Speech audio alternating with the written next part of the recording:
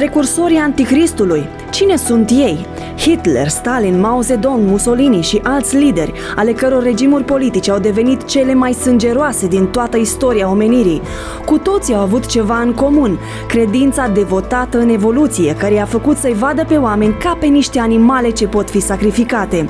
Cum va fi dacă, în curând, istoria se va repeta și omul va rămâne singur, față în față cu adevăratul anticrist? Atunci toate regimurile sângeroase vor fi nimic în comparație cu ce va face el. Sălbăticia regimurilor ateiste din secolul 20 îngrozește cu adevărat. Iosif Stalin este vinovat de moartea peste 20 de milioane de oameni, Mao Zedong de moartea peste 80 de milioane de oameni, iar Adolf Hitler de moartea unui număr de aproximativ 20 de milioane de oameni. Hitler a încercat să coroboreze legislația germană cu filozofia inumană a evoluționismului. Persoanele cu dizabilități erau considerate subumane, pentru că evoluția era folosită ca bază morală pentru Germania nazistă. Uciderea persoanelor cu dizabilități care nu se puteau adapta era considerată doar o selecție naturală. Hitler a crezut că unele rase au evoluat mai mult decât altele și că poporul evreu era subuman. 6 milioane de etnici evrei au fost omorâți ca niște animale. Dictatorul italian Mussolini, aliatul lui Hitler, a fost inspirat de teoria evoluției. A ocupat Etiopia. Adoptând ideile lui Darwin, a considerat că etiopienii reprezintă cea mai joasă treaptă a dezvoltării umane, pentru că aparțineau rasei negre. Potrivit lui, înrobirea acestora a fost un proces evoluționist inevitabil.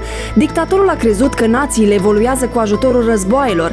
În final a intrat în analele istoriei ca cel care a exterminat milioane de oameni nevinovați. Pentru crimele împotriva umanității a fost executat de propriul popor. Evoluția a devenit pentru Stalin baza filozofiei materiale. El a trimis sute de mii de oameni care se opuneau politicii sale în lagărele de concentrare din Siberia și a ucis milioane de ucrainieni prin foamete în anii colectivizării.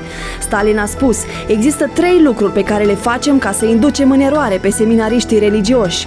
Primul, să învățăm că vârsta Pământului este de miliarde de ani. Al doilea, să învățăm originile geologice, respectiv că nu a existat Marele Potop. Al treilea, învățătura lui Darwin, să învățăm că oamenii sunt doar niște animale. Mai mult de 160 de ani, ideologia comunistă a fost strâns legată de ideile darwinismului. Mao Zedong a instaurat cu ajutorul profesorului său Stalin un regim sângeros și represiv.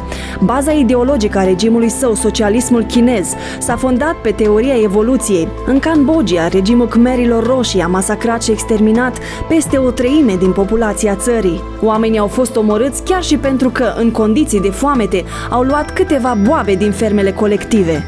Din vremea darwinismului, omul a început să se îndepărteze de Dumnezeu. Care a fost finalul? Peste 160 de ani de violență și tiranie, dictatură și rasism, torturi și persecuții, războaie care au luat sute de milioane de vieți. Sunt doar precursorii regimului anticristului. Doar biserica, în toți acești ani crunți, a avut curajul să-și ridice vocea, cum a spus Einstein. Doar biserica a fost categoric împotriva propagandei lui Hitler. Nu am avut un interes deosebit față de ea, însă acum simt un mare atașament și admirație, deoarece biserica, de una singură, a avut curajul și perseverența de a rămâne în adevărul rațional și libertatea morală. Trebuie să recunosc că ceea ce am disprețuit cândva, acum laud necondiționat. Oamenii au murit pentru că au crezut conducătorii falși și Mesia falși care le-au luat viețile, dar nu l-au crezut pe Iisus Hristos care și-a dat viața pe cruce pentru mântuirea omenirii. Din acest motiv se împlinește cuvântul lui Dumnezeu: blestemat este omul care se încrede în om, care se sprijină pe un muritor și își abate inima de la Domnul. Astăzi ai șansa să alegi între minciună și adevăr. Oamenii au oferit darwinismului o șansă pentru existență, dar care a fost rezultatul? Omul a încetat să fie om. Astăzi istoria se poate repeta, iar omenirea stă în fața alegerii: Hristos sau Antichrist. Discuțiile despre evoluționism nu au sens. Avem suficiente fapte istorice rezultate din această filozofie. Va urma o conducere totală a Antichristului.